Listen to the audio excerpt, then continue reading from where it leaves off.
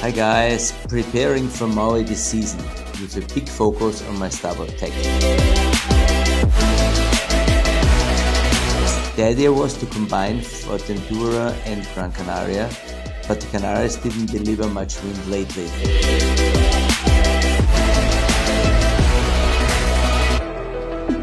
So I decided to go all in one Cape Verde.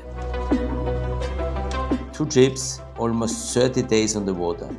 Wind, waves every single day. And it was great to see my own progress step by step.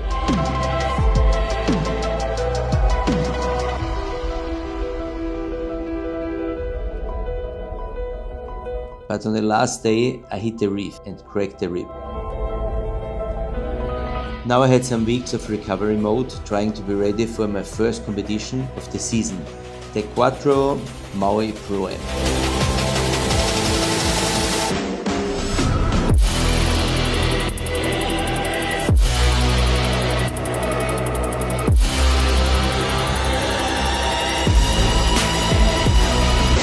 Wish me luck.